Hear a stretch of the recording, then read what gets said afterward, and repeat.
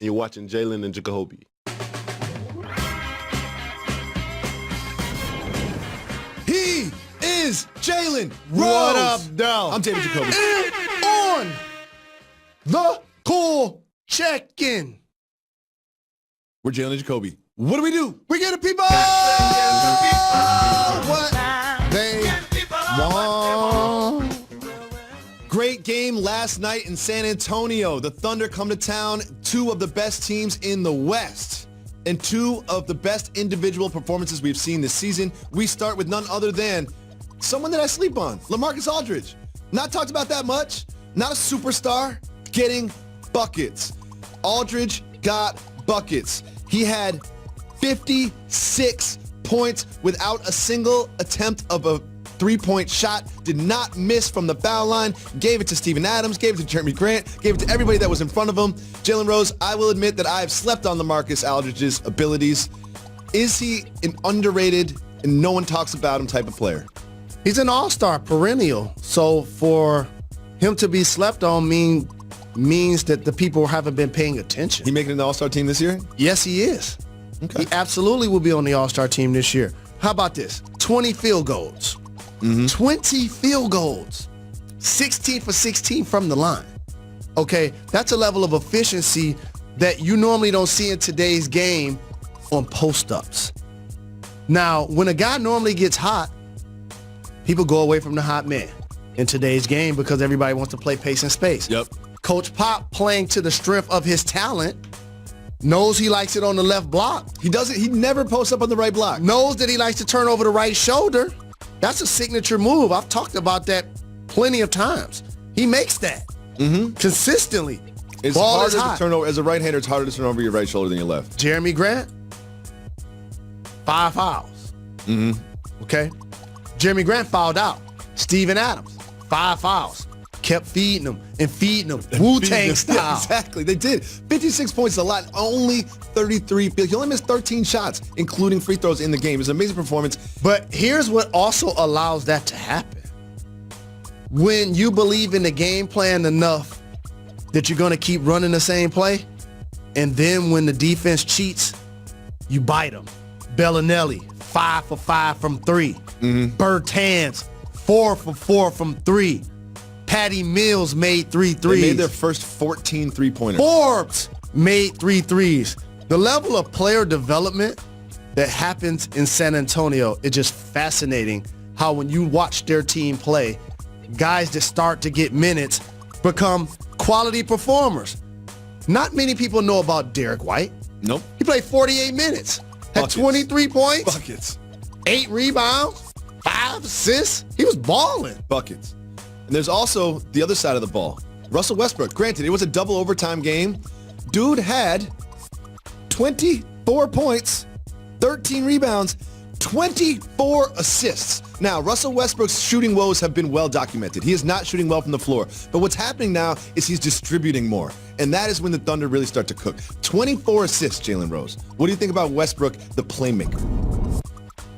It's fascinating to me that he could put up this level of productivity and we take him for granted as a basketball player. I understand that he isn't shooting well, but he's still dominating on the floor. That's usually what a triple-double represented. This is why nobody had averaged one for a season since the Big O did it. Because usually the guy that leads the team in assists won't lead the team in rebounds. Yep. And if you're able to do both and still give me 20-plus points, I was actually surprised that that stat line had never been achieved. It made me wish I would have rebounded more. Because I had a 20-20 game. You were not interested in rebounding. But I didn't realize I should have tried to get 13 you were interested in boards. getting the outlet pass and getting more buckets. That's what you were. Rebounding's work. I know you don't like work. There was also this. Nikola Jokic. The Joker. Nikola Jokic The had Joker. himself a game. The Joker. He just keeps doing his thing. The Joker had 18 points, 14 rebounds, and Look 10 at assists. that. Look at that Look pass. at that. Look the at that best pass the Denver Broncos have thrown. Oh, that's right, the Nuggets. this season. No wonder why they fired their coach. I mean, his passing is so good. We knew about Jokic before, but like now the world's finding out about Jokic. I'm not going to say he's an MVP contender, but I'm going to ask you, does he end up in top 5? He's going to get some votes. Here's what's going to happen. Jokic and Jamal Murray will be first-time All-Stars this year. Mm-hmm. The Denver Nuggets right now have the best record in the Western Conference. 28-12 through 40 games, halfway through the season. Gary Harris has battled injuries, been in and out of the lineup. But when he's not there, Monte Morris balling, playing quality minutes. Torrey Craig playing quality minutes. And so when you're able to develop from within, like the Nuggets have been able to do, now all of a sudden when you're at a full complement of players, Plumlee can chip in at 17. You're going to get your moments from Millsap. They've become a complete basketball team from the one that we acknowledged had a strong starting 5 to begin this year. For people who have followed this show, they're not surprised about the Nuggets. And so I appreciate what's being done there, but the MVP conversation is not one that he's going to be a part of this year. Top 5? Top 5? Like LeBron, Kawhi, Giannis, Harden, Jokic? Here's what happens. What about AD? What about KD? What about Steph? Yeah, it's hard. It's hard. He'll get there, though. He's got a couple more years. Can we call him a stretch mark 5? No. We can't call him a stretch mark 5? No. He's a stretch mark 5. I'm calling him a stretch mark 5. And I say that with all love, Mr. Jokic. Well, you made it up, so he's a stretch mark 5. Here's the thing. People were initially sleeping on him because his points aren't loud. No. He's not the fastest. He's not the most athletic. Doesn't dunk. He's not dunking on people constantly. So it takes people a little bit longer to recognize skill. I saw it from the jump. You know what he has? He has a floater. Like, he's a 7-foot dude with a nice touch and a great floater. He'll up fake and get past his man. It's kind of floated in. He's got, around the rim, he just finishes. I love Jokic so much. Torrey Craig balling too. Finally, there's a gentleman who's on the Warriors roster that we haven't seen on the floor yet. His name is Boogie! Oh, that's right. DeMarcus Cousins, who also goes by Boogie. We got some Boogie news. You know we're putting Boogie news in the A block if there's Boogie news. Boogie is going to play. They're looking at a week from today in a game against the Clippers, I believe. And Steve Kerr isn't just, Boogie's going to play. He's going to start the game. How many minutes do you think he will play? And more importantly than that is, how does adding Boogie from an X's and O's standpoint change what the Warriors do? He plays 20 to 24 minutes, and the spots where the Golden State Warriors were weak last year, post-up points. Draymond Green is having career low shooting. Oh, yeah. People aren't talking about that enough. Draymond Green is not getting buckets. In their pick and roll game, if you get caught in the switch, he's not taking that guy to the block and punishing him. No. Boogie's going to punish him. Okay, he's a legitimate size center. Okay. Also, putbacks. He's going to be getting offensive rebounds. Yeah, they don't offensive rebound very well at all. And so when you see that footage of him dunking on KD, what that is a 6'11", 2 6'10" guys going at it, KD right? 7 feet. But the difference is KD is able to play a lot of minutes at the 5 when there isn't a guy on the other team that's going to punish him. Like Boogie. Like Boogie.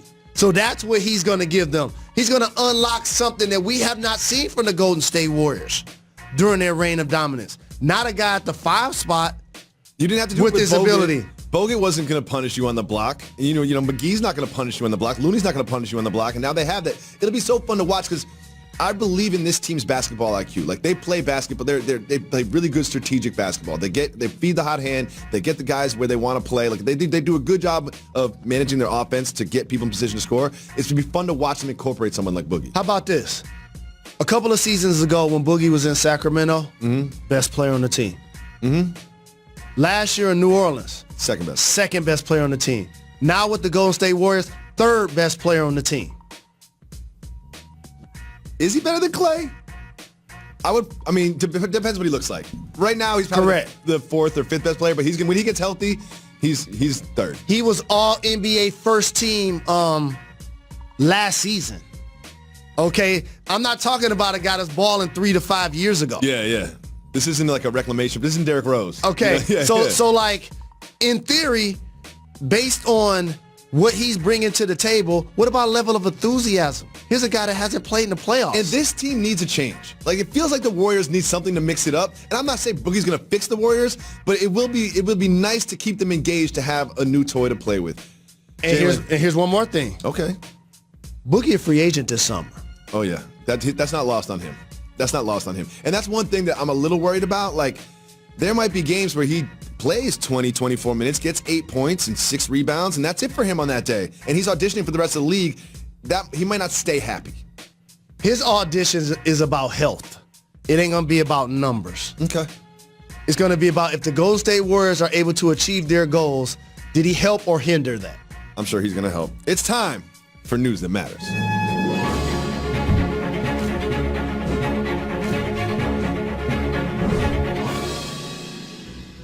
Jalen, where's my favorite place to shop? Costco. Kirkland life all day. Kirkland for life. I love my Kirkland brotherhood. Live the Kirk lifestyle. Now, they have a new product, Mr. Rose. Do you like mac and cheese? Love it. They are now selling a 27-pound bucket of mac and cheese. Now, it's not, see, I did some research on this because when Costco's involved, I'm going to actually research the story. It's individual packets in a 27-pound bucket, so it's not just cooked mac and cheese in a big bucket. Got it. And it has a shelf life of 20 years. So you can buy it today, and in 2037, you can still be enjoying this mac and cheese. Are you going to rush to your local Costco? That's false advertisement.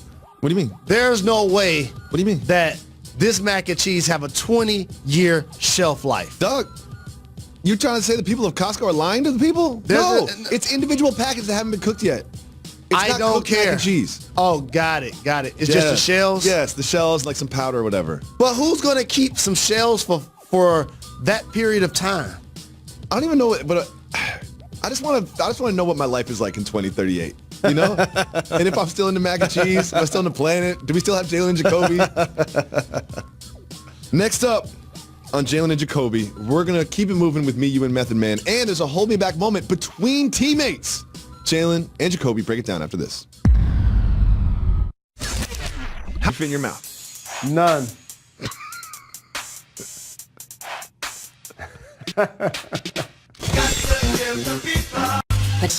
When I look for toughness on the Boston Celtics, Marcus Morris. Morris, Smart, Jaylen Brown. Give me Baines, too. And Baines. And so 3 of those guys were involved in that situation. Mm-hmm. This is a thing because I think, I've said this before on this show, I've been saying it all season.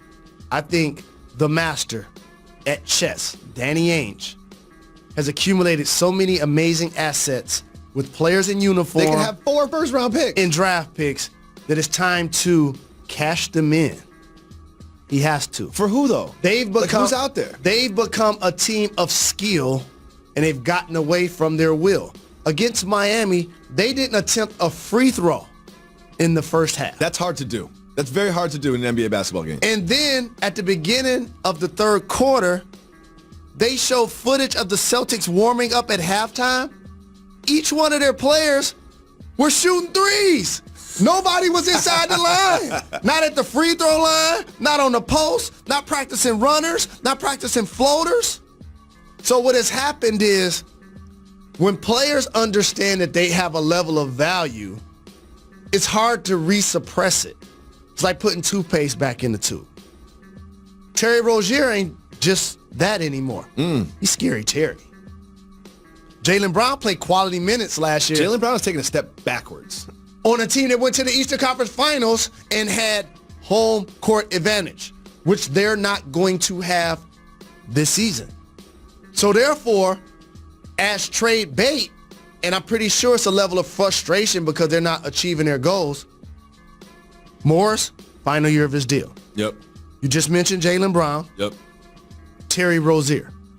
Those are 3 players, along with any picks, depending on who they're trying to get. I'm not talking about getting an all-NBA first-team guy. But what I'm saying is they need more size up front as an intimidating factor for people that drive. They need more people that are going to slash and get to the foul line, which they don't do really well, and also attack the bucket a lot more to get points in the paint. So this Celtics team, Vegas still has them as the favorite to come out of the East. I picked them. I got the Raptors at the beginning of the season. I got the Raptors to come out of the East. I got the Raptors but coming out of the East. Vegas must not be looking at the standings because they're 5th right now. Yeah, they've been playing well recently, but I'm glad you brought that up because the next topic, we have a graphic that will tell you how those standings will change over the course of the year. Keep moving or hit the brakes. Hit the brakes. 538 did a graphic, which I found fascinating, and we've got something like that here. The toughest remaining schedules, the Thunder, the Lakers, the Mavericks, the Nuggets, and the Timberwolves. That is interesting in the Western Conference because if you look at that, the Lakers might not make the playoffs based on that. The Nuggets, they might not be the number 1 seed at the end of the season based on that. And look at that, the Utah Jazz have the 3rd easiest remaining schedule. Interesting. The Jazz right now out of the playoffs, Lakers in the playoffs. That might change, Mr. Rose.